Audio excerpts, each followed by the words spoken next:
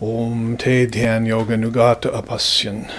Devatma shaktim svagunayar nagudam. Yaha karnani nikilani tani. Kalatma yuktanya adidishtat yekaha. Om shantihi shantihi shantihi.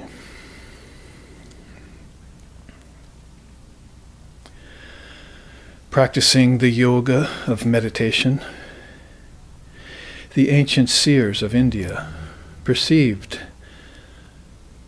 the divine dynamic power of Shakti existing everywhere and in everything, and which, though veiled by her own modes of nature, was nevertheless indivisible, and which had been imperceptible to them earlier due to the limitations of their own intellects. Om peace, peace, peace.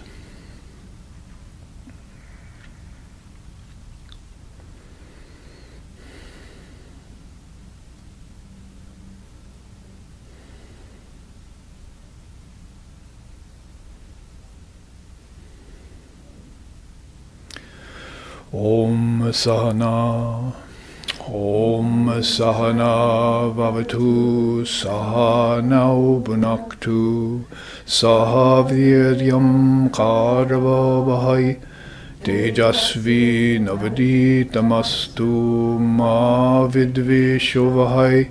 Om Shantihi Shantihi Shantihi.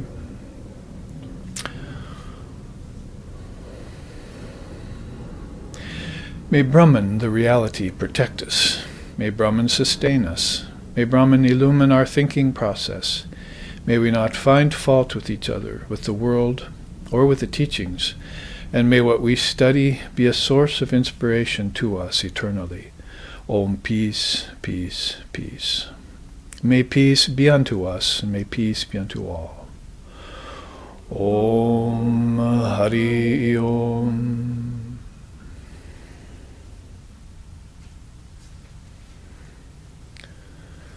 Salutations to everyone, both present here in our SRV San Francisco ashram and also live streaming. We welcome you all to this class on the Svetashvatara Upanisad, which San Francisco has been studying for a couple of years now, and we're just finally reached the 6th and final chapter of that great scripture. And we're taking it up here in this particular Dharma visit. That is, we want to be Dharma dispensers, and we want to come and deliver the Dharma to your very doorway, the doorway of your mind, or gateway to your heart, as you may want to look at that. Nevertheless, we're doing it around the time of Mother's Day, which has just passed, so that's why I chanted from the very Svetashvatara Upanisad. This Rishi Svetashvatara was a very illumined soul. It was one of the more, of the ancient Upanishads, one of the more recent ones, so talks about the red parrot with green eyes and the old man tottering on his staff and various references like that evince in us that knowledge that Brahman is in everything and everywhere, and associating with forms, though not the forms themselves. So it has that Upanishadic wisdom that is very key to our Vedanta path. Vedanta really means Upanishad. Veda, Anta. Veda is the Vedas, the 4 Vedas, which I put this chart up just for us to reference. And the Upanishads, 108 of them, which makes that number extra significant for our tradition, are the end portion of those Vedas, of those 4 Vedas. So those are the Upanishads, the 4th and final portion. So it's not end of the Vedanta, end of the Vedas, it's the end portion of the Vedas, which are the Upanishads. So really when we study Vedanta, we look into these non-dualistic scriptures called Upanishads. There must have been many more than 108, maybe thousands, and we don't fret about those being lost, because nothing is ever lost. In the Sanatana Dharma, it's come eternally existing in the minds of the seers, or it's in Ishvara's mind, the greatest soul.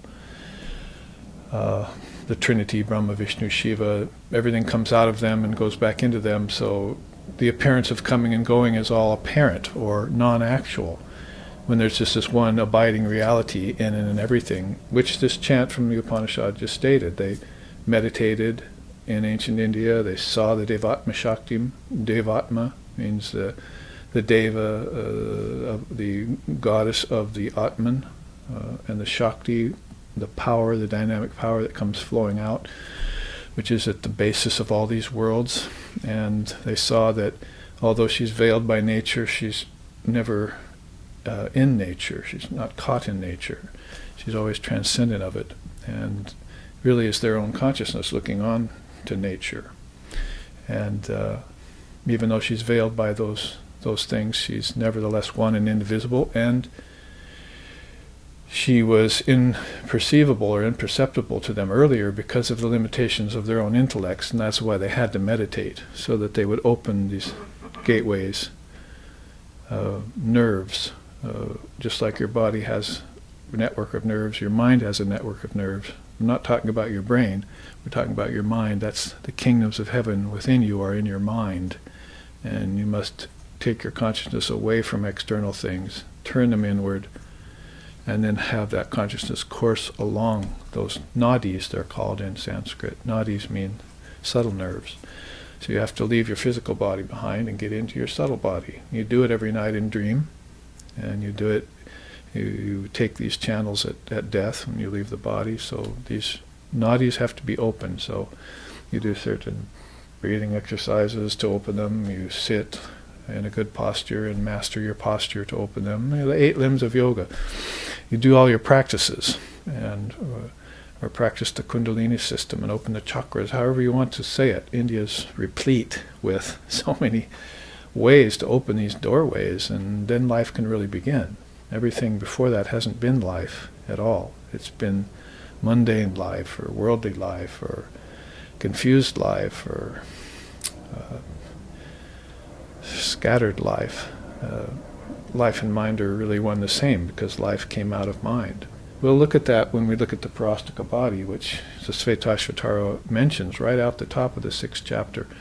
So anyway, that opening chant I gave you was right out of the Svetashvatara Upanisad. You might have recognized it from earlier chapters.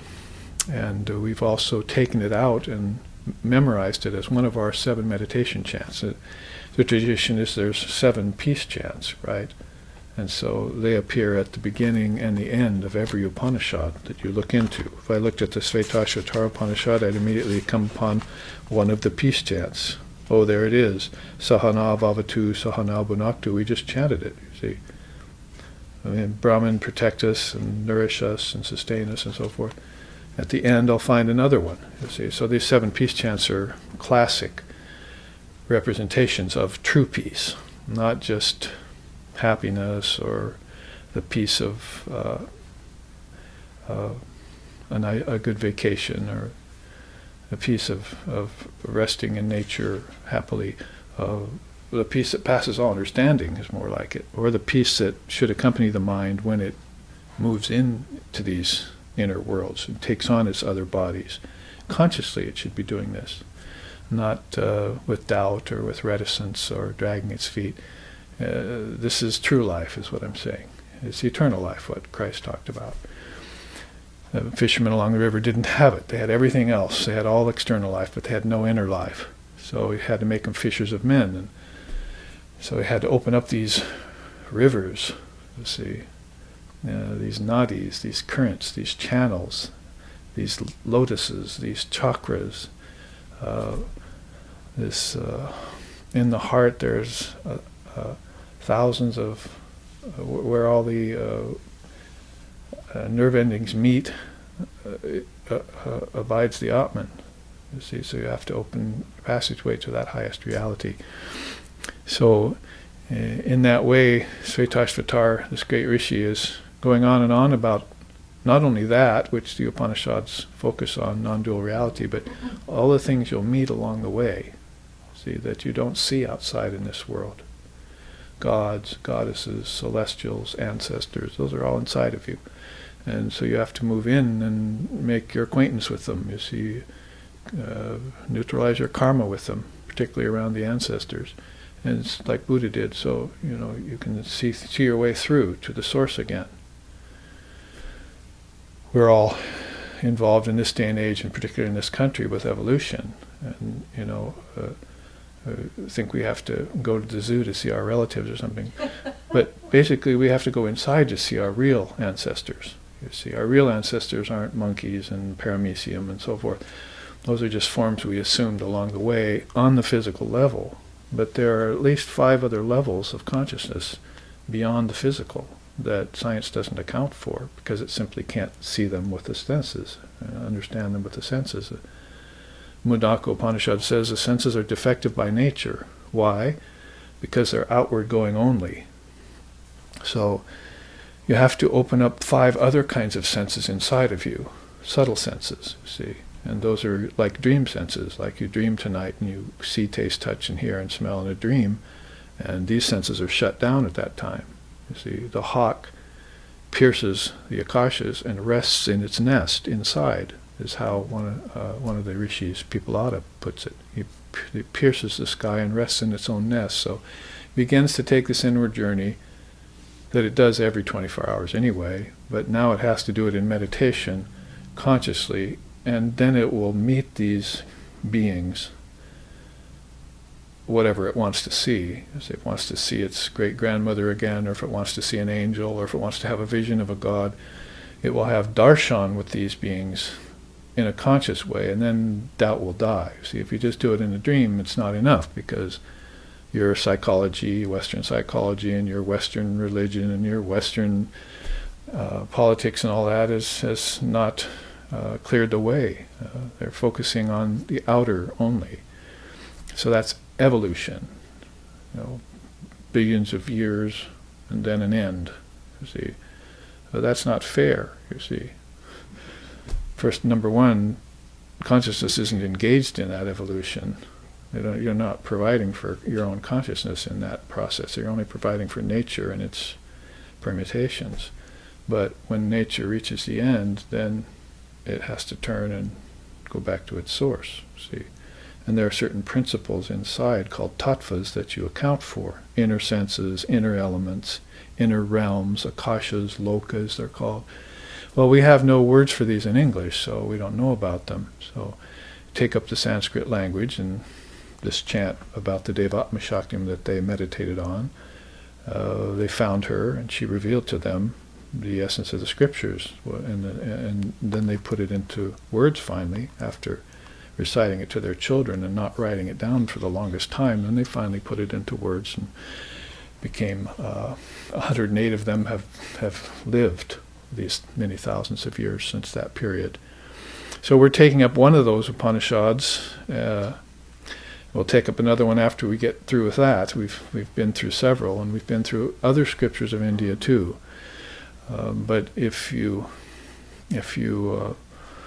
want to take this inner pilgrimage to this most remote and pure refuge place, this distant retreat, you don't have to go necessarily only to the mountains of the Himalayas to do that, but you need to eventually come to this well, as Ramprasad in one of his poems puts it, this confluence of 3 rivers. In other words, there's the Sahasrara, and there's the Ida, and there's the Pingala. See, those are 3 nerve currents, one going up the middle and 2 going around. See, and Sahasrara is actually at the head of that. So, and Ida, the Pingala, and the Sushumna, and might as well be a spiritual representation of the Nina, the Pinta, and the Santa Maria. See, sometimes I say it's like Columbus was the discovery of the outer worlds, but you have to be a sort of inner Columbus and take these 3 ships to this inner confluence of these 3 great rivers where they meet, and there's this spiritual currents are flowing upward and inward, you see. I was just at a funeral, Catholic funeral for some departed loved ones, and all the people there, as well as the priest, were talking about looking down. All these people that departed are now looking down on us, and God is looking down on us from heaven. But Whereas you could allow that symbolically, you'd have to say, to correct it, you have to say they're looking outward from inward. They really only return to you, because you are consciousness and they are consciousness. Ya dakam shude shadama siktam tadrageva bhavati. Evam muner vijanata atma bhavati gautama. You see, so basically, just like pure water is poured into pure water, the selves pour themselves, the seers pour themselves into the ultimate self. See, from the Jivatman to the Paramatman. Jiva is Shiva. It's all one consciousness, you see. But you have to realize this. You can't just lip service it, you see. They teach us to say affirmation is a very good thing, but it must be followed up by intense practice. So people can parrot things, and they can hear these great teachings, and they can say them. I am Brahman, you see, or who am I? They have these great statements that you say, but nobody ever follows it up with practice to validate it inside of themselves. See, and that's called direct spiritual experience. First you hear it from the lips of an illumined preceptor, and you see it in the scriptures, and then you get your own experience around it and validate it. So that's the 3 proofs of truth. That's the 1, 2, 3 punch that puts Maya to the mat for all times, and you're the victor. You see, Jai, Jai, Jai, you're the victor 3 times. So all of this has to be followed through with practice, and what you're hearing in the Upanishads is the result of practice of lifetimes in these particular souls, like Svetashvatara and other great rishis, and all the way up to the modern day rishis like Ramana Maharshi and Swami Vivekananda and Sri Ramakrishna and so forth. These are great souls that have come forth with their own spiritual experience and given us testimony, Atmic testimony on yoga. See, it's the name of a book that's coming out, Atmic testimony on yoga. So, in that way, then, these Upanishads, we've talked about it before. If you know a little bit of the language, because you have to talk to each person in their own language, but if they don't have a language of spirituality, then you have to teach them the language of spirituality and then talk to them in it.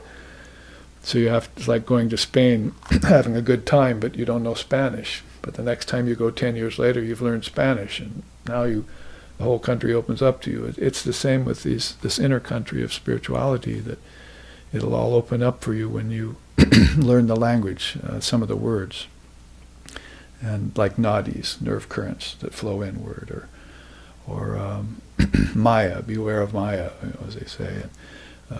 There's name, form, time, space, and causality, desha, kala, nimitta, and nama and rupa. These are things that are watchwords in these traditions. And just having a word for a thing designates it. And having had it designated for you, you're aware of it. And then awareness puts to death ignorance around it, and that's knowledge. Vedanta is vidya. It's wisdom, higher wisdom. We'll talk about that with this beautiful chart that's coming up about higher wisdom and lower knowledge.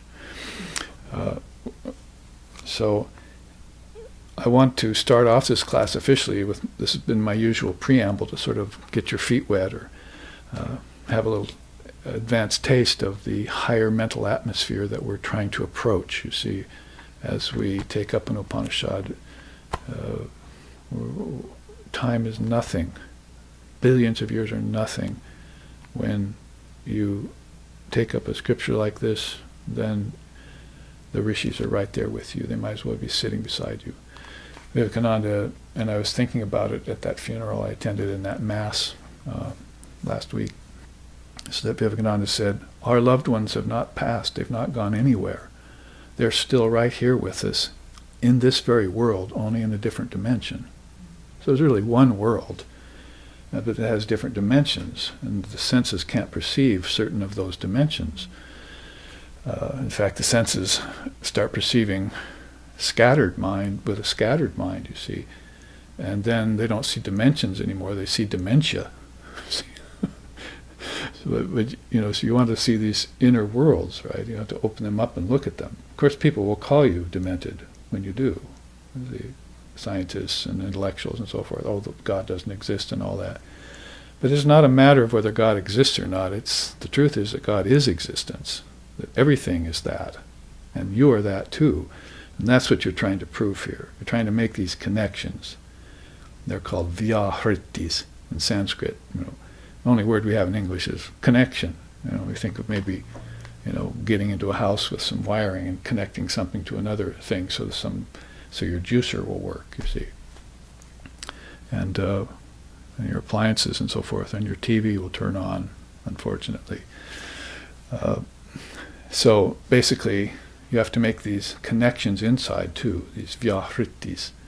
And Upanishads, we studied the Taittiriya Upanishad in Portland recently, and that talks about these connections, these essential connections, like your water to taste, you see, and smell to earth, and sight to fire or sun, you see, air to touch, right, and hearing to ether, right. Those are important connections. We just think about these 5 elements and these 5 senses and how they connect. See, that it's called Cosmic Quintuplications. See, that's the newest book I just put out here, and it's also here on our cover. It's our nectar cover. It's the new book, and it's also on this chart about lower and higher wisdom, and these sets of 5s that march back in. If you make those connections, then you have the beginnings of an inner life. Otherwise not. You can preach all the religion and listen to all the teachers all you want, but you don't have an inner life yourself yet because you haven't made these connections. So yoga speaks about that. The father of yoga says you must make these connections. The very most rudimentary ones are just the 5 elements to your 5 senses. If you can connect those 10, then you've got about almost half of the series completed. Now you have to take those into another dimension. You also have 5 elements in a dream, and you have 5 senses in a dream, but you're not accounting for them. You're not designating your consciousness to them. And so it's all about taking stock of principles that are essentially within you. The source is within you. It's a nice way of putting it, because then you don't have to say God or Brahman or Allah or any of the designations that religion uses. You can just say that everyone longs to be at their source. You see, call it peace, call it bliss, call it truth, whatever you like. You don't have to really designate a religion or a denomination to it. In fact, maybe it's better not to in some cases. But you do need to make these connections, essential connections. And so that's what spiritual practice is all about. Sometimes you have to intensify your effort in order to break down blocks in those connections. So it's not just, go to a house and connect this to that. It's like, my wire won't reach, from one place to another, so I can't connect it to the pole, you see. So you have to go about the problem of extending your wire, or removing a kink in your wire, or a break in the wire. So this is what we're up against nowadays, when we've already lost these connections, you see, or they've become corroded and they don't work anymore. See, so now we have to go back and we have to clean them off, and we have to extend them and find the breaks in them. Shyamakrishna used to say, one village in India is tapping away at the telegraph, you see, and there's a village about 5 miles away that's not receiving anything. They're waiting for the message, so they have to send a crew out. See, and then the crew finds these monkeys, you see, that have been tampering with the wire, chases them away, reconnect the thing, and then they're tapping away and they're receiving, you see. Well, you're the crew, you see, and the monkeys are all the things that you let into your mind that shouldn't be there. You've heard it, monkey mind, right? In fact, Shyamakrishna said, not just the monkey mind, it's the monkey that's gotten drunk with some alcohol it found, and it's gotten into a bee's nest and being stung by bees and running around crazy. That mind, you see, you're going to have to go and settle that mind. And because, as Holy Mother said, Shisharda Devi, you need peace of mind first and foremost. Nothing can be accomplished without collectedness of mind. Collectedness of mind, she says. So scattered mind cannot accomplish anything, not in the world or in the inner world, either one. See. And you're subject to so many pains and sufferings and miseries too. ignominities and vagaries and vicissitudes without end, see, are coming at you. This poor monkey, drunken monkey, being stung by bees. So in that way, again, extended preamble about the downside of not having your life connected or leaving your mind fragmented, and the upside of simply making these connections through the words of the seers and the scriptures.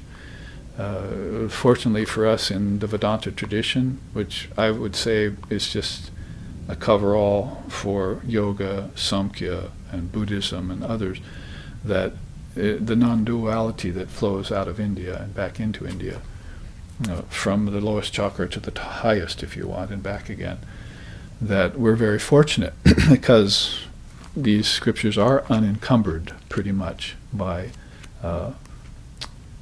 avidhi. That's one of the words we'll encounter today. It means conventional rituals and rites. They really want just to state the truth and let you have at it. See, you have to hear the truth, and then the truth will set you free, Jesus said, right? Thou shalt know the truth, and the truth will set you free. So in our tradition, that's Shravana, you hear it. Manana, you roll it over in your mind. And Nididhyasana, then you get your experience from it. See? Lately I've been calling that savoring the teachings. If, your mind has to encounter the world. Sometimes your mind encounters God. But what happens in between those two, you see? What should happen is not scattered mind and restless mind and so forth, and pleasure-seeking mind. But it should be the mind that savors the teachings. It should always, if it comes down from a higher state, it should just come down to the teachings. Then it can easily go back up. That's like going from here to here, you see, these 4 chakras. But if it comes down to the world, it's going to these 3 lower chakras, the ancestors, the humans, and below them, you see, subhuman species. So basically you want to have your consciousness always at least at the heart, and sometimes can then get to higher samadhi, because it's your natural state, just forgotten it. And then when Sri Ramakrishna used to say, I run a boat race between these chakras, but I never come down to these lower chakras. So you run a boat race, means so he never knows when he's going to be in devotional mood, when he's going to be speaking wisdom, when he's going to be having internal visions, and when he's gone. Gatam, paragatam, Buddha said. I've gone beyond to the highest goal. Gatam, there's goals, but paragatam, see, zip the lips, you see. In fact, the tongue even cleaves to the roof of the mouth when that happens. The eyes roll up in the head, and they have these certain 6 spiritual symptoms, they're called, when a person goes into higher samadhi. And so, yes, it'll be beyond the realm of words. But for now, we're engaging in the realm of words, and words have to be very important to us. You see, they have to be held sacred.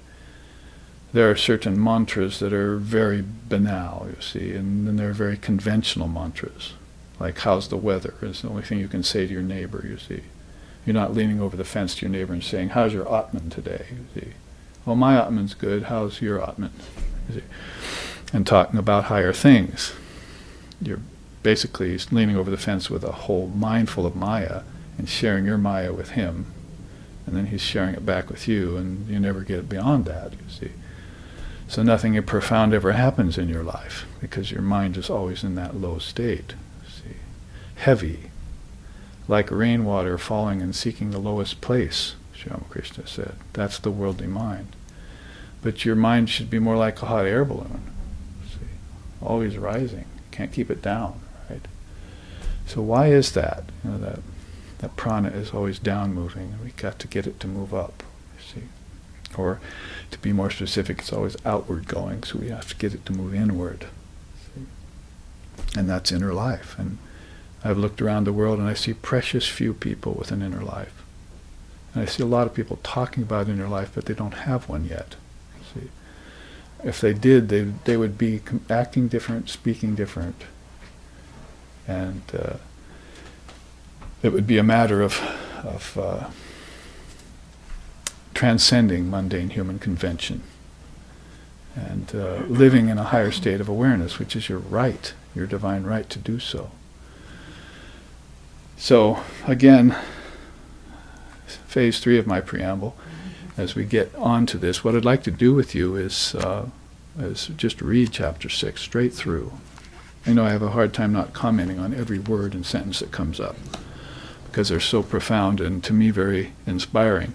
But I know you'll feel the inspiration in this too. I'm just going to read these set of slokas in chapter 6, which we finally reached in San Francisco. 21 slokas. Those take about a few minutes. So just use it as a meditation, and you can get an overall feeling of the mindset of the rishis of India. This rishi Svetashvatara, very powerful, and a great grandsire of a whole lineage of other rishis that came after him. They were thinking of families getting enlightenment, you see, and staying enlightened. And those vyahritis, those connections we were just speaking about, were never lost in the first place. It wasn't a matter of going to the zoo to see my ancestors. I was going back into the cosmic worlds to find my ancestors. You see, the sun god was my ancestor.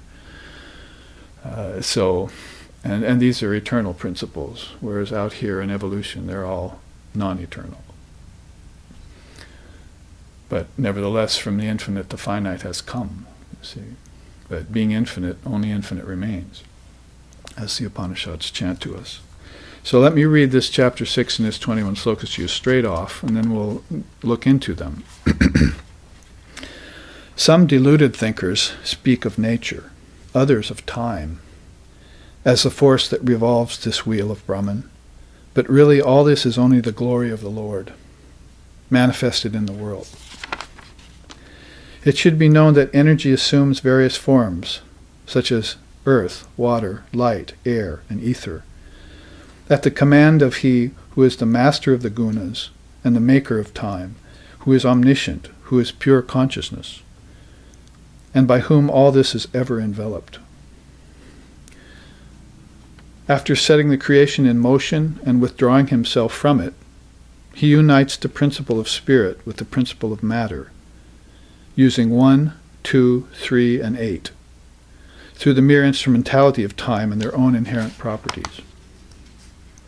He gives the start to the creation associated with the 3 gunas of nature, and orders all things.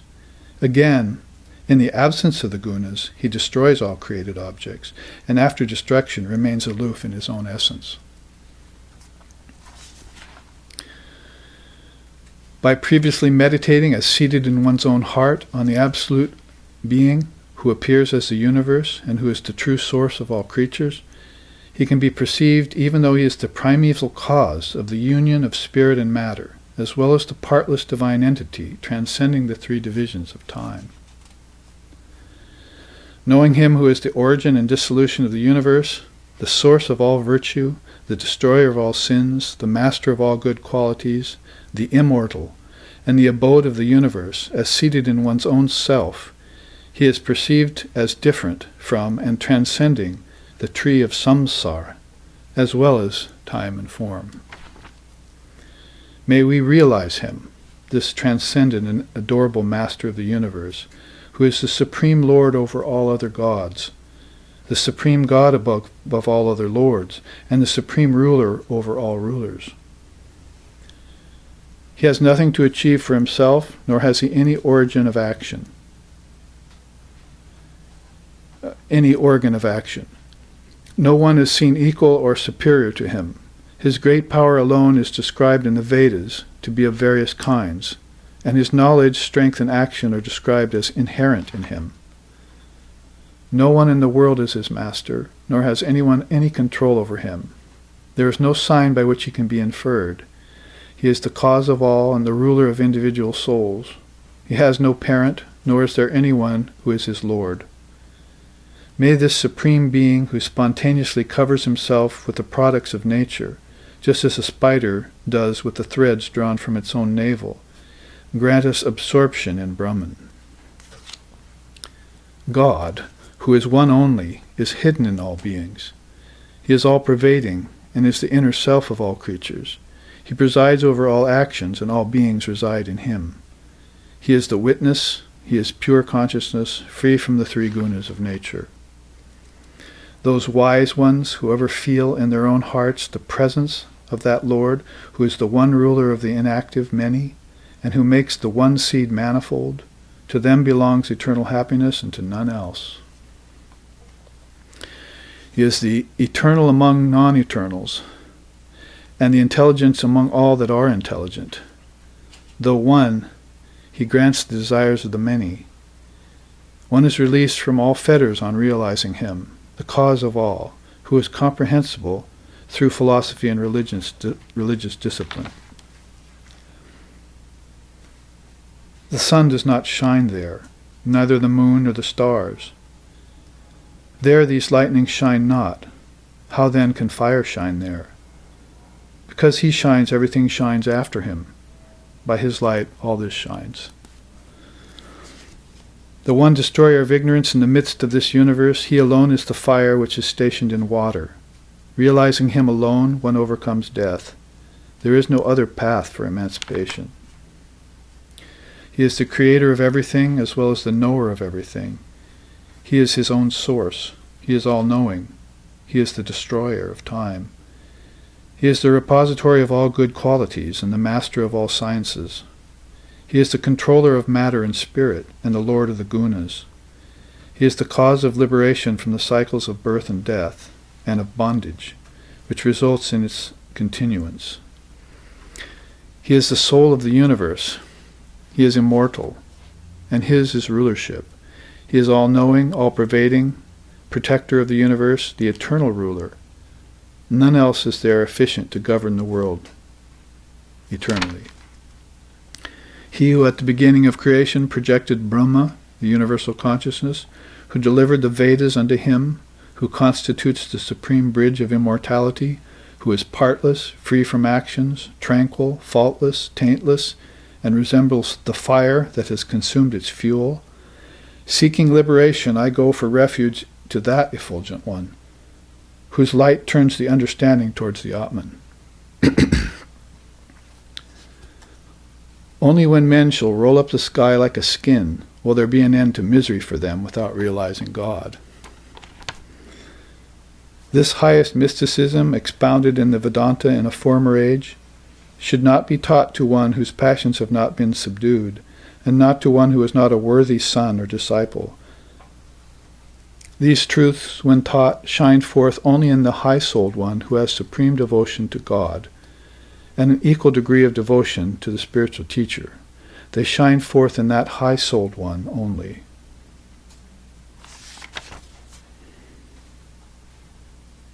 Himself realizing Brahman by the power of self-control and concentration of mind, as well as by the grace of God, the sage, Svetashvatara, expounded well to the highest order of sannyasins the truth of that supremely holy Brahman, resorted to by all the seers.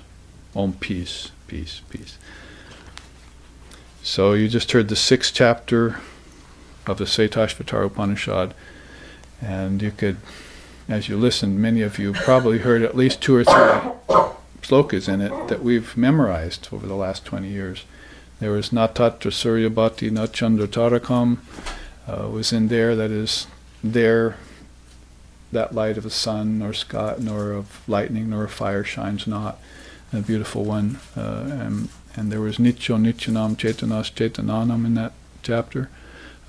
He is the eternal among non-eternal things, the intelligence of the most intelligent ones. And there was Adihi Sa Samyoga Namitta Hetu. That was the most recent meditation chant we all meditated on, which means meditate on the Lord as thine own self, seated in your heart. That's a very beautiful way of putting it. A different translation than the one here, but I prefer it.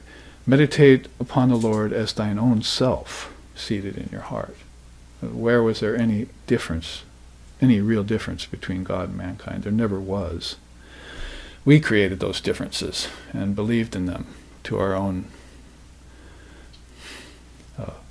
shame and to our own misery, to our own suffering. So we need to make those connections and regain back this knowledge that the soul of mankind is eternal pure, ever perfect, timeless, deathless, and causeless, ever free and never bound. See? So the message of the Upanishads shines through so beautifully. Now, another facet of this chapter you might have heard is that, and it's a little bit subtle, but sometimes they're talking about the cosmic God, and other times they're talking about the absolute God. So this is called Nirguna and Saguna Brahman. Some slokas are talking about a God of creation. Like he brought the creation to Lord Brahma, brought Lord Brahma into existence, and Vishnu and Shiva as the three trinity, the main God, you see. One's in charge of, they say creation, but I like to say projection, because you can't get something out of nothing, so you're projecting something out of a store of something back inside of you. You can't just, immediately give something, rise to something that doesn't exist. Everything exists all the time. It's just either in a manifested state or an unmanifested state, like deep sleep tonight. So you have to go into unmanifested state, find the seeds there, water them, and bring them out. So basically, Lord Brahma is the best at doing that. See? Vishnu is the best at seeing what Brahma did and saying, let's keep this for a while. See, we're going to sustain this. And everyone likes Vishnu because of that, you see. Creation is too painful, you see, it's too unsure. And destruction, Shiva, nobody likes that, you see. But we're saying you have to make some sort of relation with Shiva, death and destruction and that kind of thing.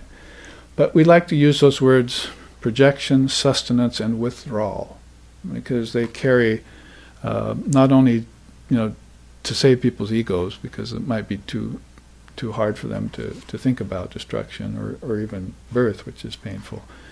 But if you say projection, sustenance, withdrawal, then you know that everything's coming out of Lord Brahma's cosmic mind into the collective mind, down into the individual mind, and then that's a sort of evolution on the cosmic side of things. But then there's an involution also that marches back to the Lord of creation, to Lord Brahma. And Lord Shiva will be there to end the whole cycle and then only to start it again. So billions and billions of souls are getting on that wheel of samsara, right? So he saves you from the wheel of samsara if you realize. So if you realize what? If you realize the Supreme Lord, if you realize Lord Brahma, he might just say, well, why don't you go back again for another round? You see, another merry-go-round ride on the merry-go-round of Maya. Here, have some hot dogs and popcorn first, you see. And then get on this, what'll happen, right? You'll get sick.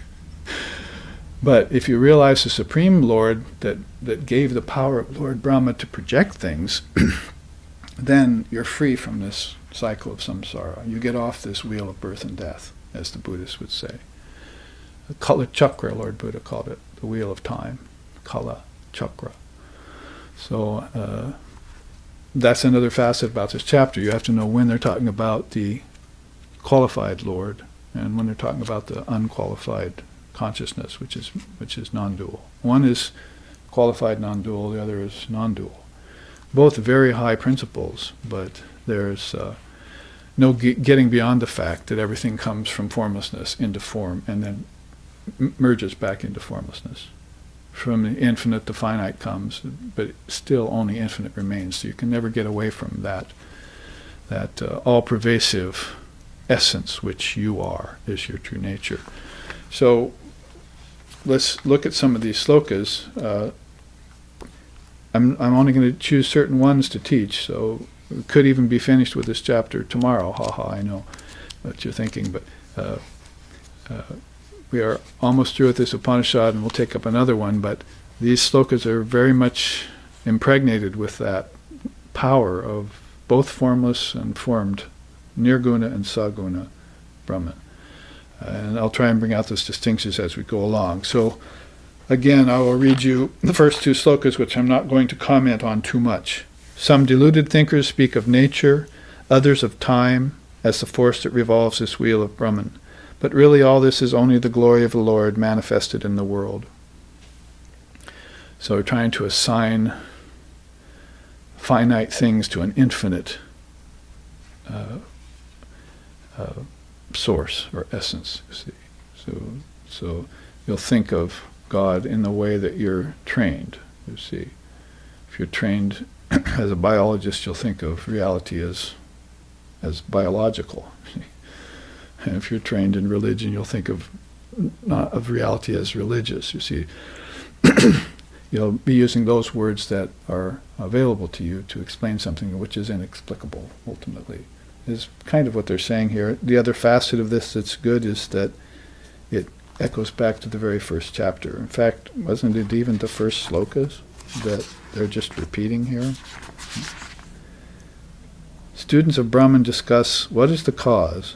Is it Brahman? Whence are we born? Why do we live? Where is our final rest? Under whose orders are we, who know Brahman, subject to these laws of happiness and misery? And then second sloka of the whole Upanishad. Time, nature, law, chance, matter, energy, intelligence, none of these, nor a combination of these, can bear examination because of their birth, identity, and existence. So they're pretty much echoing the same thing here, as if to bring this back. And later on they talk about the Wheel of Brahman, and probably took me the longest time of all 250 of these charts I've created to date. The Wheel of Brahman took me the longest to put together. I had to think the longest, I had to work the longest on it. I wasn't going to show it here again because it would take up the whole class. But you remember probably back when we were studying this first chapter several years ago, I took out that chart called the Wheel of Brahman, and we looked at it. And very revealing in that regard. Okay, sloka 2. It should be known that energy assumes various forms such as earth, water, light, air, and ether. At the command of He who is the master of the gunas, the maker of time, who is omniscient, who is pure consciousness itself, and by whom all this is ever enveloped. Third sloka. After setting the creation in motion and withdrawing himself from it, he unites the principle of spirit with the principle of matter, with 1, 2, 3, and 8, through the mere instrumentality of time and their own inherent properties. So the properties inherent in the creation, in the facets of nature, he'll set those in motion and then they'll manifest themselves. They're like seeds. See, Sri Ramakrishna said, a seed falls on a roof of a house and it rolls down into the gutter and the water takes it down to the cornice, the very corner, you see, of the spout there. And it doesn't fall to the ground, so it doesn't germinate. So it's held in the spout there for generations of people who live in that house. So one generation goes, the children are born, the children take up the house, the children die, their children take up the house. For generations this is going on, and that seed stays up there in the cornice of that spout, you see. Finally, the mansion gets dilapidated because of time, see, and the corner falls, and the house falls, the roof falls, and that seed, is knocked out and hits ground, and then water and sunlight come, and it has its time to germinate, you see. So that's a good example of this process of time, and everything has its right time to germinate. It has its own inherent propensity. Everything comes from a seed. Who can tell me in this room what is the seed of all seeds? Om, she said. You see. The bijam, it's called a bijam, and a bijam is the Sanskrit word for seed. So Om is the bijam of all bijams. And out of that will come all other seeds. In the beginning was the Word was with God, and the Word was God, was Christ's way of trying to explain to John the importance of that seed. So it's very well taken apart and explained. And, it's a triputi. In the beginning was the Word was with God, and the Word was God. But the way Vedanta views that is a triputi. It just doesn't say, there's a word out there somewhere, and leave it alone. But there was in the beginning was the Word. Now, if you understand that much of what Jesus said, you're probably apt to turn your religion into a religion of origins. But there is no origin to Brahman. See, it's endless. There's no origin to the universe ultimately either. It's endless. It just appears to come and go, like your deep sleep and dream and waking, and your lifetime comes and goes. So everybody's caught in this illusion of coming and going. Vivekananda said, coming and going? Oh, that's all mere nonsense. Where's the time when the soul will come, when all of time is in the soul? And where's the space to which the soul will come and go when all of space is in the soul? You see? We've all got it backwards. There's no God in the world. The world is in God. So, and that world is inside of you. Adihe sa samyoga namitta hetu. You have to have that, meditate on that knowledge of meditating on the Lord as thine own self. Remove the distinction between you and this and that, you see. Aham and idam, or however you want to put that. And realize your identity with Brahman, like pure water poured into pure water. And, you wouldn't want to pour impure water into pure water in a ritual. Gods might not be too happy to receive that, you see. So you're going to want to purify that vessel of water before you pour it into Brahman, you see. It's sort of another way of saying, be careful what you ask for, isn't it? You want to go to God and pray for things with an impure mind. But if you get a pure mind, then you won't have anything to pray for, you see. So that's the conundrum of prayer. But meditation is another level of consciousness, you see.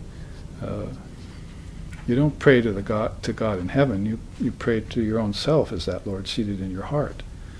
And that fulfills you right there. Because you're connected to all the principles that are eternal. And then you won't go seeking non-eternal things.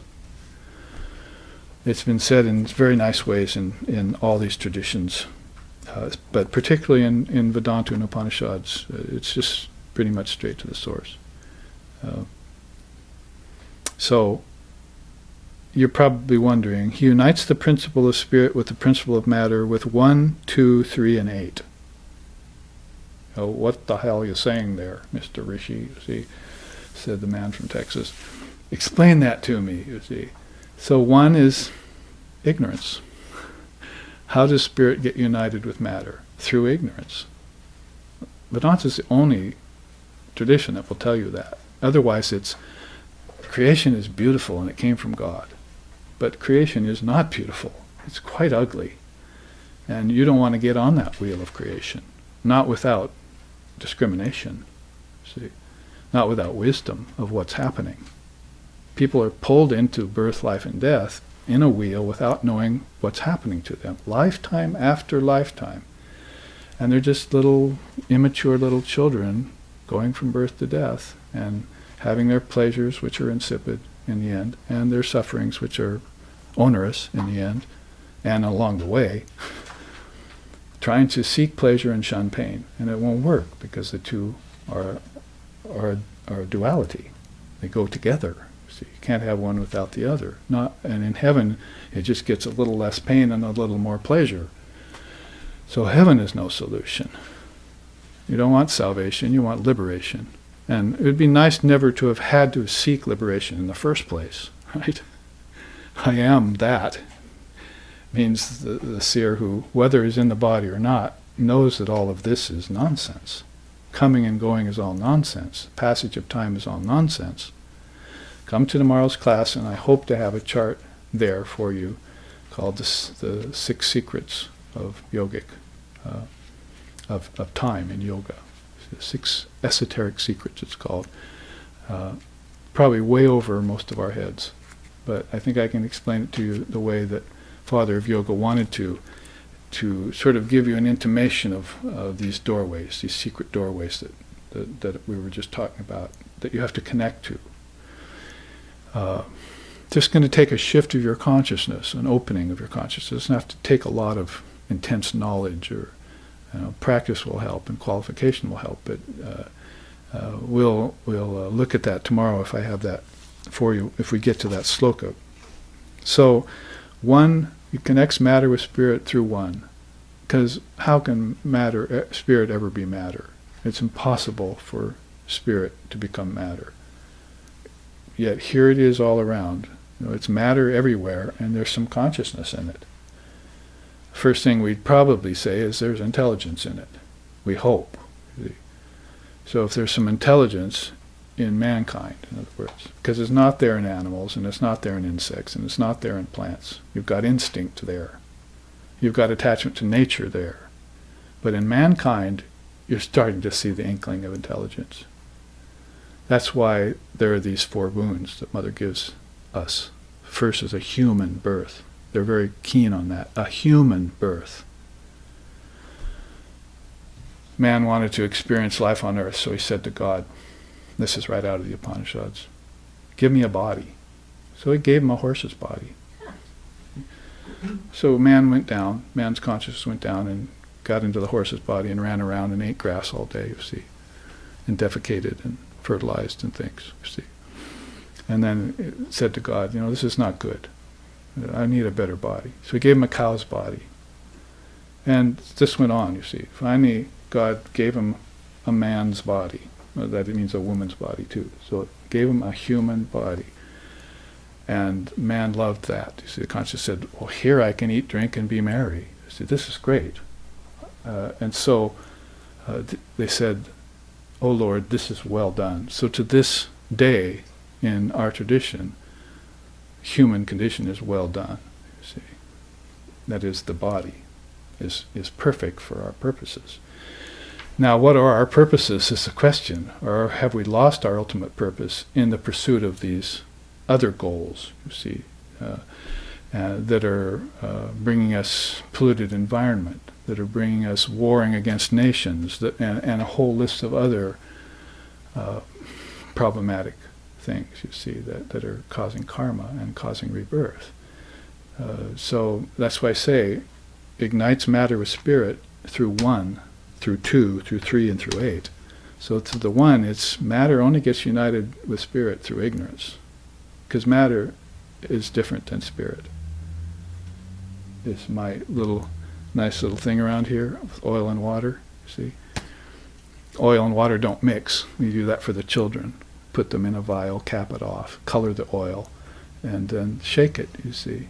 The 2 are separated. There's green oil here and water. I think water's at the top, right? It floats.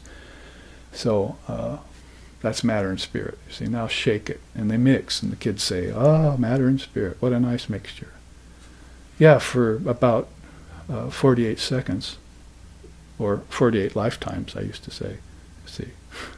But in one particular lifetime, you'll see the separation of matter and spirit. You will be the witness, and nature will be seen as different from you. That's called kaivalya in yoga. Kaivalya means to separate yourself from nature. Not going to be a real popular thing for people of the world. I mean, I told you I was just at a funeral, and I was at a wake, and then I was at a mass, and then I was at a burial. And the bodies were on display the whole time, see, in their coffins. And there was so much deference, and so much attention, and so many tears, and so much truck with the body. It was all about the body, see, till we finally put them in the ground and buried them, you see. Then you could walk away, but it's all body oriented, is my point, see. And you think that's not true, that ignorance is the cause of creation, and you go to something like that and you're still going to tell me it's not true, that people are ignorant about their true spiritual nature and they're not attached to the body? From cradle to the grave, my teacher used to say, people are attached to the body. And they think they are the body. And they build that samskara in their mind that I am the body. And that's why you see children born, materialists, civilizations born, and so forth, is because this spirit has gotten united with matter, so to speak, you see. So that's through avidya, ignorance. The realized soul will not come into the body. And if it does come into the body, you realize that he never came and he's not going, and that he never is the body, you see. Keeps his spiritual essence pure and perfect as it is, and doesn't let the mind gravitate from that ideal at all. Swami Vivekananda used to say there's 2 tendencies to the human being. One is to raise itself to God. The other is to pull God down to the world. Unfortunately, most people do the latter. They try and pull God down to the world. That's like trying to mix oil and water. It won't work. It'll work for a little while. And what's that called? Maya. You see? It'll work for a little while. It is 48 seconds or 48 lifetimes. You'll think matter and spirit are completely having a great relationship, you see. But a great relationship, what is that? That's the uniting of Shiva and Shakti. It's a divine thing, you see. That divinity can even visit this realm of duality. But when it gets into multiplicity and diversion and distraction and scattered mind, you can't find divinity there anymore. It's retreated, you see. It won't go there. Sri Ramakrishna used to say, if a woman sees a spider crawl into her slipper, she'll not put it on. Even after her husband goes there and says, there's no spider in here anymore, she won't put it on, you see. So that's like God trying to get into a form, you see. Does not want to put that form on because it's got too many impurities in it. So you have to purify it, and then God will get into you. See, it's just, rule of thumb. In spiritual life, God will not come to the soul with ignorance. So if, at the very get-go, if spirit was united with matter, and that was called avidya, ignorance, and that's how the whole thing gets kicked off. You want to get beyond that sense of ignorance, see, and realize the truth. What about through two? Through two, of course, that's going to be duality. Dharma and adharma, the good and evil effects of actions from past lives, the commentator says here. That's Swami Jagdishananda using his version. So through 1, through 2, and through 3, what would 3 be? Your 3 bodies. You have a gross body, you have a subtle body, and you have a causal body. In other words, you have a waking body, you have a dream body, and you have a deep sleep body. These first 2 are with form. One's gross form, one's subtle form. The third is formless. It's a doorway into Brahman, deep sleep. You are so close to Brahman every night. That's why deep sleep refreshes you, because you're close to your source, you see. But dreaming for 8 hours turns you into a nervous wreck, because you haven't left form and got your repose that you need every cycle. Every 24-hour cycle, every 12-year cycle, every 100-year cycle when you abandon the body and take on a new one, and so forth. Every cycle you need that repose of formlessness to rejuvenate you. And people who don't get it are just nervous wrecks. Gaudapada used that phrase back in 600 AD. Nervous wreck. It's right there in the scriptures, in Gaudapada's commentary on the Mandukya Upanishad. So you understand now, 1, 2, and 3. This is the 3rd sloka of the 6th chapter of the Svetashvatara Upanisad, and they're saying here, he unites the principle of spirit with the principle of matter. So through 1, through 2, and through 3. You understand those, right? Now how about when it says through 8? Well, that's why I put up the Purastika body. Commentator says here, the eightfold aspect of nature, as described in the Gita by Sri Krishna, vis-a-vis the 5 elements, mind, intellect, and egotism. So there it is. Sri Krishna in the Gita and the rishis of the Upanishads might as well be the same beings, you see. And this is called the Purastika body. 8-fold means. Ashtaka is 8. Because you have Ashtaka yoga, that's the 8-limbed yoga, Ashtanga, and you have the 8-fold Ashtanga Marga, the 8-fold path of the Buddha, you see, and so forth. So that's a common Sanskrit word, and in this case it's applying Vedantically to this body. In fact, this is a teaching by Lord Vashishta, who is one of the 10 mind-born sons of Lord Brahma. So he must know what he's talking about. Careful. It's on now. So you have to be careful what you're talking about with, in terms of being so close, you see, to the Lord of creation. Brahma and Vashishta, his mind-born son. See, they think and their children are born in that realm. It's not like through the sperm and the ovum and physical bodies and all that. The mind-born children are born from pure thoughts in another realm. See? If they take a body down here, then they'll be great souls like Shankara and Vashishta and Svetashvatara and so forth. They won't forget themselves even amidst Maya. So let's look at the Purastika body from Lord Vashishta, that is from Yoga Vashishta, that great scripture. The appearance of the Prajastika body from the story of Arjuna. So Arjuna is asking, I think, Lord Shiva in this particular story about the eightfold body, and he says, yes, it's my eightfold body is an eternal principle. See, I mean, sometimes you talk about it as 24 cosmic principles, and other times you talk about it as the 5 sheaths, right? But in that old time, they're talking about it as an eightfold body. So my mind in its threefold aspect, not fourfold yet, because they added chitta later to make it a fourfold mind. Mind in its threefold aspect, plus 5 elements. See, and might as well, include all of this. Deha is part of the body. So if you follow that down with me, there is only and nothing but Brahman. All of this is relative.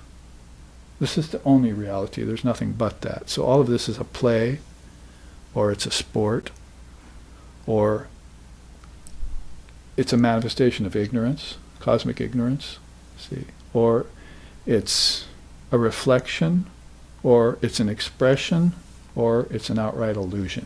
Pick any of those ones, and you'll be picking different schools of India. You see, some of them say, Leela, it's a sport.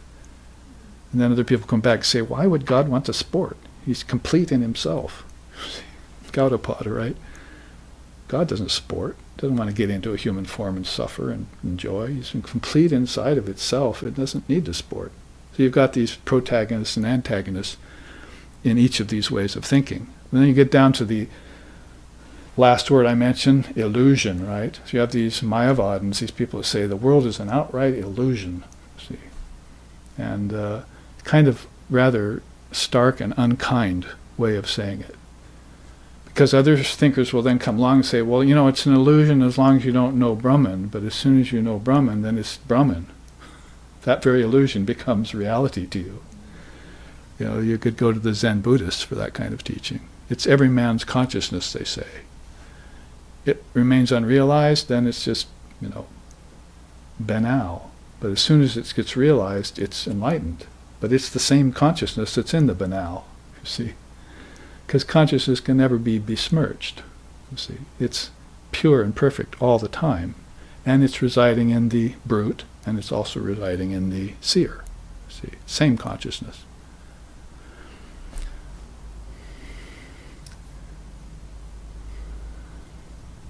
Samadarsitvam is the word in Sanskrit. The sameness in all. See, Vivekananda said, I don't believe in humility and pride. I believe in the sameness in all beings. So it's one of his favorite Sanskrit words. So it's sort of like saying in this tradition in the West, you see, God looks upon saint and sinner alike, right? It would be that kind of statement.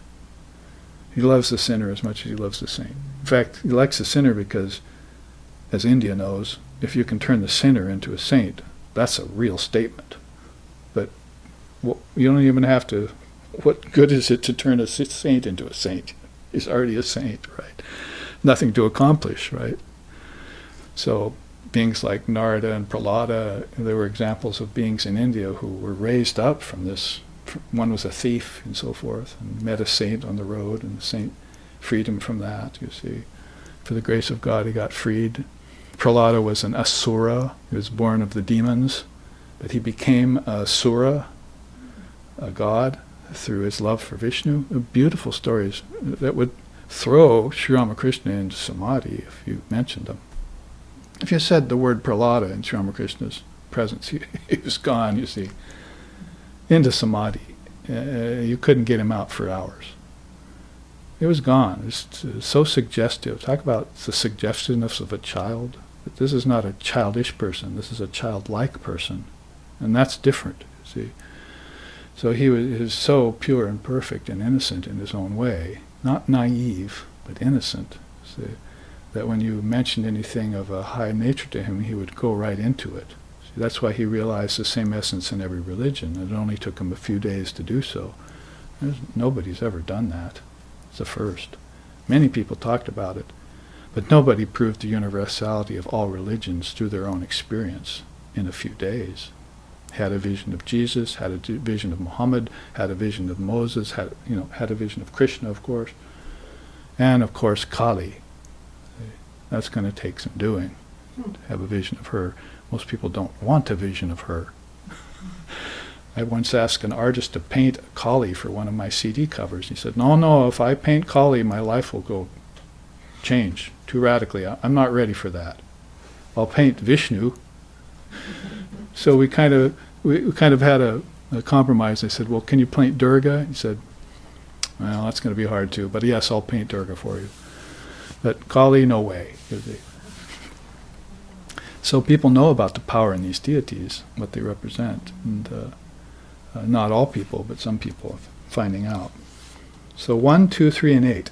So 8, you see the body there. There's nothing but Brahman. Then there's this Atmik Sankalpa.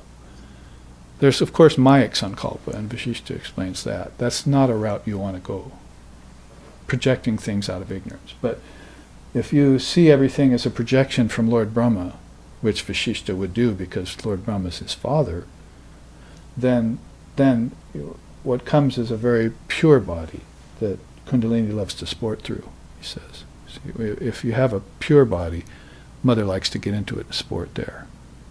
So you could respond to Gaudapada, well, maybe Brahman doesn't like to sport, but Mother does. You see? And he would have to agree because he was actually a Kulachara Vedantist. He was a follower of Samayachara, they call it. He was a follower of Shiva and Divine Mother. At the same time, he was a non-dualist. Very interesting combination. That's why Gaudapada, Govindapada, and Shankara transformed India at that age, after the Buddhist decline.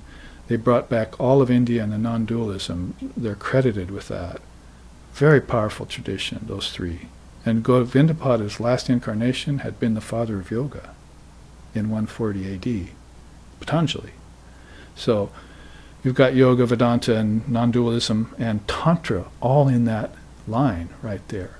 It wasn't that my path is the only way, sort of like Vishnu is the only way, but you've got Mother, you've got, on top of Divine Mother, you've got Shiva, and you've got non-duality. All is my path, you see.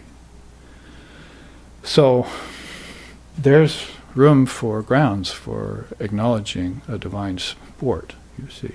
It's something you could say to the non-dualist if they were a narrow non-dualist, if there is such a thing. So Atmik Sankalpa, then the Jivatman comes. Here's the dreamer. It's an interesting way of putting it. If you have access to materials and you're not in the non-material realm anymore, your consciousness has come down from Brahman, you have access to materials. It's like seeds again, like Om and other bijams. And you know how to use them, then you can dream away, you see. Row, row, row your boat, right? Life is but a dream, but they know it's a dream, see, so they can get into it and then they can give it up. They don't get attached to it and, cling to life and fear death. Life and death don't exist for them. There's only eternal life. So this is a very high level of Atmic propensity, you see, all that's there.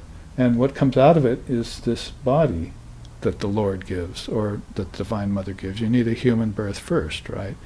So to sport properly, you're not going to want to be a horse or a cow or a whale or a dolphin. Sorry, all of you who are enamored with them. You're going to need a human form, you see. And what's that consist of? First and foremost, ego. We said the creation is built out of ignorance. It's the first thing, right? So an ego is about as ignorant as you can get. Ego thinks, I am separate from God. And it has to think that in order to exist. It's not its fault. See? Sri Ramakrishna called the ego like an onion, right? All peelings with no center. And it makes you cry when you peel it. See? So the ego is that rascal. But if you can ripen the ego, he said, then you've got a lover of God. Then you've got a divine sporter. Not someone who's weeping and wailing on your shoulder about all their problems and the ego and all its its various troubles, you see, but it's got a person who's happy in the world, not just happy, even blissful, peaceful, actually going into samadhi like Sri Ramakrishna was. I can eat and drink and be merry here. I'm fine in the body. As long as he's in the body, he's in knowledge of God, then there's no danger for that soul, you see. That's pure sport. That's lila.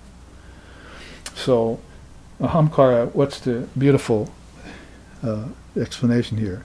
It comes into being by belief in its own separate existence. That's the secret of the ego, really. It believes in its own separate existence. And like I said, it really has to. Because when seers see through the ego, they don't have a separate existence anymore. They're one with Brahman. And they always were one with Brahman. And they will never not be one with Brahman. So the ego has no place there, you see, ripe or otherwise. This very man, Lord Vashishta, talked about the three stages of the ego.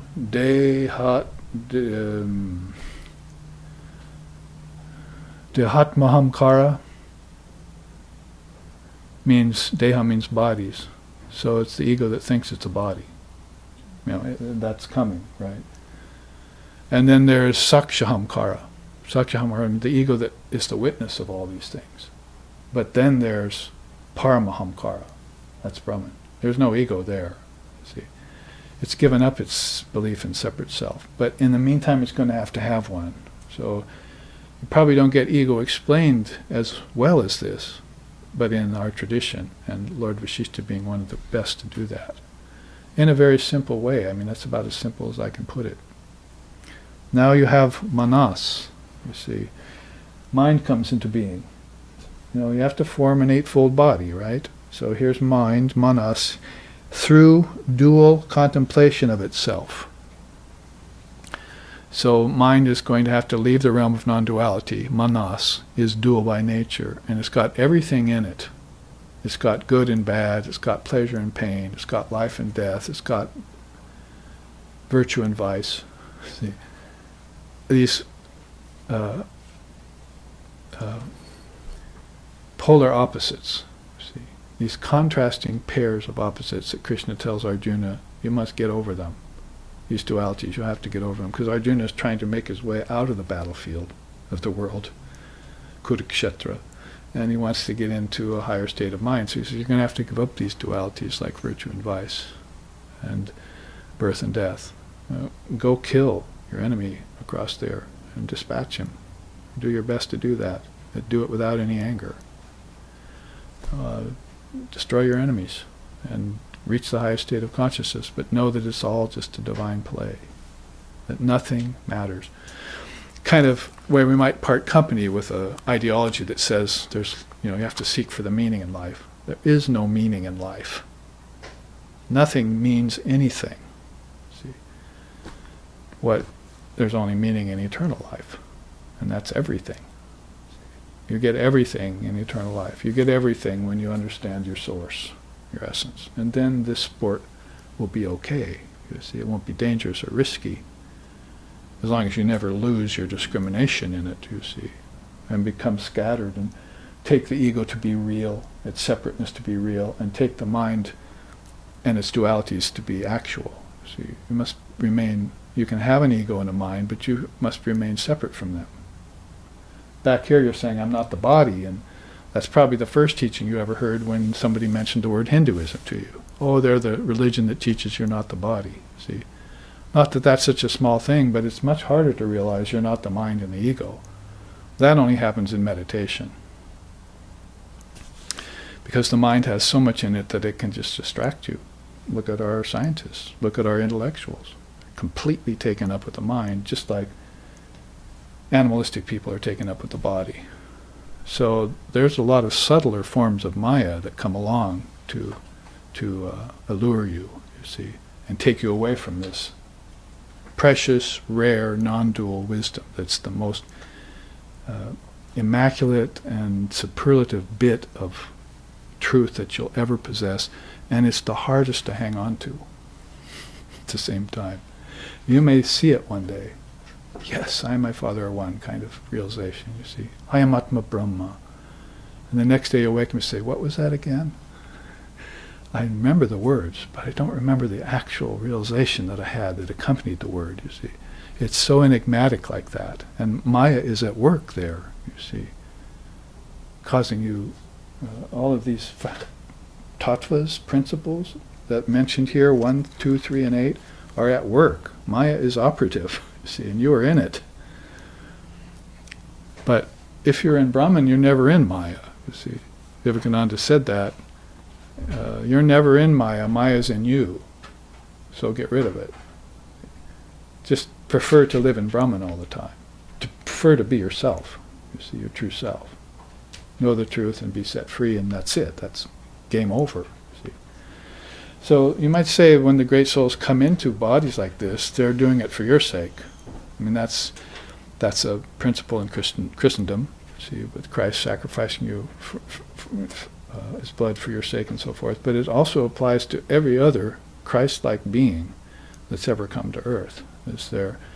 Why would they come to sport if their desires are over? See, I mean, that was one of these slokas. It has no desire, has nothing left to gain. Well, those are seers, see. So they're coming into the body for some other reasons than most people are.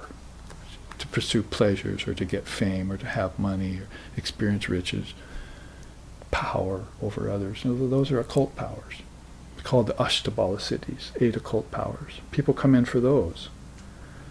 But these other seers are coming in with no intention or motive or desire whatsoever. And so you should know that about these. That they're going to take on a body like everyone else, but they know, these little few word mantras that I've put beside here are the best way that I could slim it down from Yoga Vasishtha scripture to describe each of these principles. After manas is buddhi, the intellect, it says here, it comes into being via certitude of its own intelligence. So I have a chart that I'll present to you probably in a few months called the dynamics of perception. And it's Vedanta's way of explaining how these very things color the buddhi. And when the buddhi gets colored by what the thoughts and the ego are sending it, then it gets diluted. Sometimes just slightly. Sort of like being out of focus a little bit. The movie is out of focus, and you can't enjoy it. So most people's intellect is like that. It's skewed, or it's got some certain little impurities in it. And so they're not seeing rightly. Buddha called that right orientation. And the opposite of that, Father of Yoga called it Bhranti Darshana, false seeing, diluted seeing. So if the intellect's just a little out of whack, and doesn't have to be sinful out of whack, and it doesn't have to be immoral out of whack, it can just be intellectually out of whack, philosophically out of whack, you see. And then it won't see the truth. It's just like this. You don't see me anymore. As Ramakrishna used to say that. Now you see me, now you see me, now you don't, you see. It's that simple. And the intellect is that important of a thing, particularly in Buddhism, because Buddha named himself after it, Buddhi, Buddha, and in Vedanta, where knowledge is the first compound out of Brahman. First thing that comes out of Brahman is intellect. Not love, because the universe isn't made out of love, it's made out of ignorance. This is something we got to get clear, you see. Love is up here. Yeah, love is the highest thing, but if you come down to this level, you're going to need a bright, shiny intellect, you see, that's focused. That's this chakra as compared to this chakra, isn't it? This is bliss and love, and this is razor-sharp wisdom. So, give up your argument whether wisdom or love is the greater path. This is the greater path as long as you're in form. And if you're beyond form, it doesn't matter what's the greater path, you see. But as long as you've come here or lower, the intellect's it is the king of everything. It's the first compound out of Brahman. That's how Vivekananda puts it. The first substance out of Brahman. Brahman has no substances, just pure conscious awareness. First thing it'll appear will be intelligence, you see. So it needs to be focused, like this third eye. If thine eye be single, you shall know the truth. But if it becomes dual, you've got problems. Your consciousness is split first in two, then it becomes fragmented, then it becomes scattered, you see. and then life is a nightmare. An ongoing series of bad dreams of 100 years in duration, each one. See? So, via certitude of its own intelligence, the Buddhi has that. It knows it's the first compound out of Brahman. It knows Brahman like that, you see, like one. But it can get skewed if it's getting a wrong reading from these other mechanisms that are a part of the mind. So there's your threefold mind, basically. Now, here's the five senses. I put them in there in awareness of the five elements, we hope, because that's what I just said, right? The vyahritis, the connections, are that you put earth together with taste, with smell, and water together with taste, and fire together with seeing. Those are connections. But if you're coming this way, you put it in that way, you see. It's in awareness of the five elements. So before the elements come along that form the body, the senses were there. And before the senses were there, the mind was there. And before the mind was there, Brahman, anterior to life and mind. See, it's right out of the Mundaka Upanisad. So this is all evolution at a cosmic level, and here's where evolution takes place on a physical level. I have a chart that's almost ready on that. It's called Cosmic Involution and Scientific Evolution, and it shows how one is happening only on a physical level, and people who don't know about cosmic involution can't account for there being a source of consciousness, an origin of things. Like even the word is not known in science. It's the word that's the origin of all things. Which is why I was saying earlier, you don't want to base your religion on that. Christ didn't want Christianity to believe in origins. He knew that Brahman, the Almighty Father, was beyond origins. That's why he said it was with God, and then it was God. See, he didn't just say in the beginning was the Word and left it at that for John to think that there was an origin to things. That's a mistake, philosophical mistake. So in the beginning was the Word, then it was with God. There was two, God and His Word, and then it was God. See, so he's ending up that Triputi with the declaration that the Word and God are one, that there is just oneness. And without knowing that kind of explanation to Christ's cryptic saying, and you see it in the Bible later via John's interpretation, then you realize how Christianity fell into this idea of creation, creationism. You see, 7 days and eternal sin and other things that are untenable came along to replace Christ's original intention, which was, I and my Father are one, and be thee perfect as thy Father in heaven. It's not just I am perfect, you also are perfect in your very nature. Call it Allah, call it Brahman, call it Almighty Father, call it all of those things, or call it nothing at all, but realize it. That's the end of the first half of this class. And we'll take up this final part of this chart when we come back.